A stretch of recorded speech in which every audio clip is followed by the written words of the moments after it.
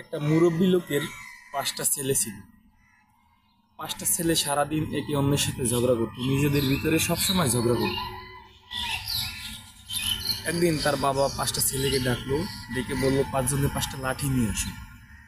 তারপরে ৫ জনে ৫টা লাঠি নিয়ে আসলো এবং কিছু দড়ি নিয়ে আসলো, ৫টা লাঠি এক জায়গায় বাঁধার জন্য।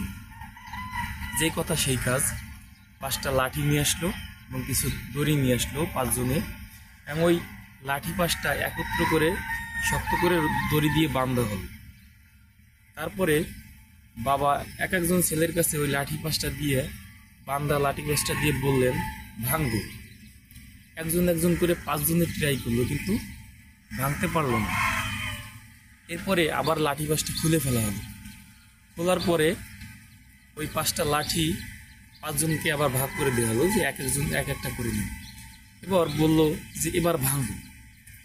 এক একজন এক একটা লাঠি খুব সহজে ভেঙে ফেলল। এরপরে তার বাবা তাদের কি শিখালেন?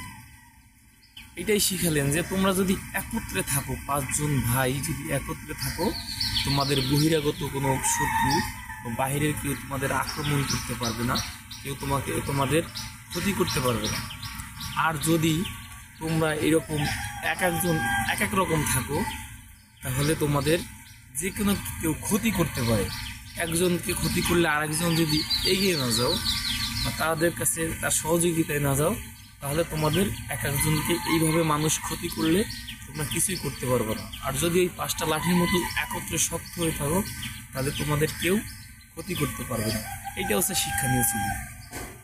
আসলে কথাটা সবার জন্য একত্রে, যদি আমরা সবাই যদি মিলেমিশে থাকি, একত্রে থাকি, তাহলে আমাদের কেউ কোনো ক্ষতি করতে পারবে না। এটাই স্বাভাবিক।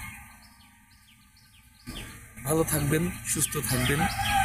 আমার এই স্টোরিটা যদি আপনাদের পছন্দ হয়, অবশ্যই আমাদের স্টোরিটা একটা শিক্ষণীয় স্টোরি।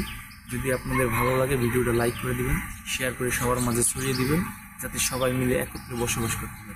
খুদা হাফেজ।